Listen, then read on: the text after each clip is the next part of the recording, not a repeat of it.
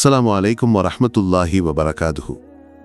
நண்பர்களே, காபாவின் உள்ளே வைக்கப்பட்டிருக்கும் இந்த பெட்டியின் ரகசியத்தை பற்றி மிகவும் குறைவான முஸ்லிம்களுக்கு மட்டுமே தெரியும். இந்த பெட்டியில் என்ன மறைந்திருக்கிறது?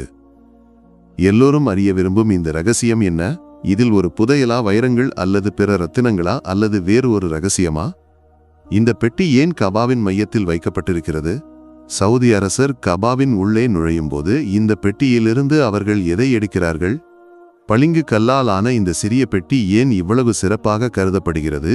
எல்லோரும் இதை பற்றி அறிய விரும்புவது ஏன்? இன்றைய இந்த வீடியோவில் இந்த பெட்டியின் முழு உண்மையை உங்களுடன் பகிர்ந்து கொள்கிறோம். ஆகவே இந்த வீடியோவை இறுதி வரை பார்க்குமாறு கேட்டுக்கொள்கிறோம். நண்பர்களே, 2018ஆம் ஆண்டு ஒரு பலமான காற்று வீசிய போது கபாவின் மூடுதிரை பறந்து உயர்ந்தது. அதனால் காபாவின் உண்மையான கட்டிடம் மக்களுக்கு முன் தோன்றியது. அப்போது மிகவும் குறைவானவர்களுக்கு மட்டுமே தெரிந்த ஒரு உண்மையும் வெளிப்பட்டது.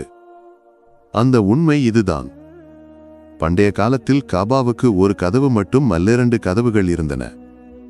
அதன் அடையாளங்கள் இன்றும் தெளிவாக காணப்படுகின்றன. சவுதி ஆட்சியாளர்கள் முதலாக காபாவின் உள்ளேயுள்ள உண்மையின் மறைப்பை நீக்கிய போது சுவர்களுக்கு இடையில் இந்த பெட்டியில் என்ன கண்டெடுக்கப்பட்டது? இதை அறிந்தால் நீங்கள் ஆச்சரியப்படுவீர்கள். நண்பர்களே, காபாவுக்குள் நுழையும் கதவு இதோ இங்கே உள்ளது.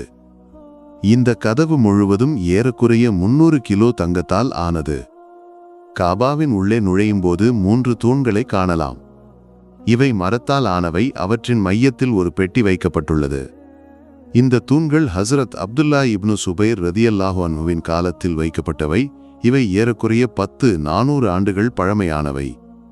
இருப்பினும் இன்றும் புதியதாக தோன்றும். இந்த தூண்களில் தங்கத்தால் ஆன வளையங்களும் பொருத்தப்பட்டுள்ளன. தூண்களின் மேற்பகுதியை பார்த்தால் சில தங்கத்தாலும் சில வெள்ளியாலும் ஆன விளக்குகள், ஃபானோஸ் காணலாம்.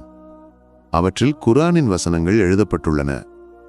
இவை அனைத்தும் சஹாபாக்களின் காலத்திலிருந்து இங்கு உள்ளன. நண்பர்களே, காபாவின் உள்ளே ஒரு குறிப்பிட்ட இடத்தில் ஒரு முசல்லா உள்ளது.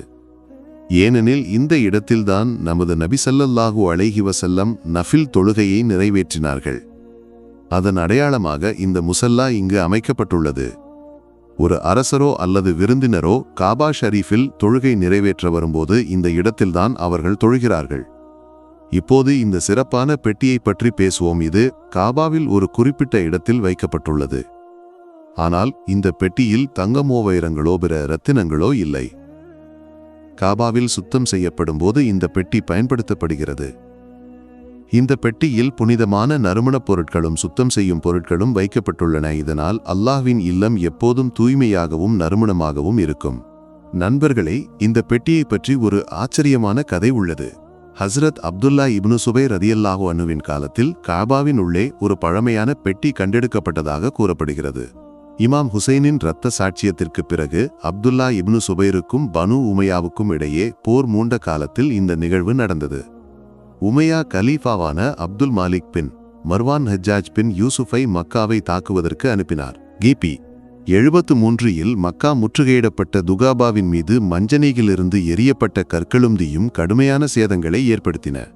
முற்றுகை முடிந்தபின் ஹஜ்ஜாஜ் பின் யூசுப் காபாவை மறுசீரமைக்க முடிவு செய்தார்.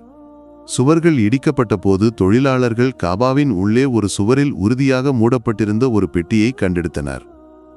அதை திறந்தபோது பழமையான கருப்பு கற்கள், ஒருவேளை பழைய ஹஜருல் அஸ்வதின் பகுதிகள் மற்றும் மிகவும் பழமையான எழுத்துக்கள் கண்டெடுக்கப்பட்டன. இந்த எழுத்துக்கள் காபாவின் பழமையான வரலாற்றின் ஆவணங்களாக கருதப்பட்டன. ஆனால் இன்று காபாவில் வைக்கப்பட்டிருக்கும் இந்த பெட்டியில் நறுமணப் பொருட்களும் சுத்தம் செய்யும் பொருட்களும் மட்டுமே வைக்கப்பட்டுள்ளன. இந்த வீடியோ உங்களுக்கு பிடித்திருக்கும் என்று நம்புகிறோம்.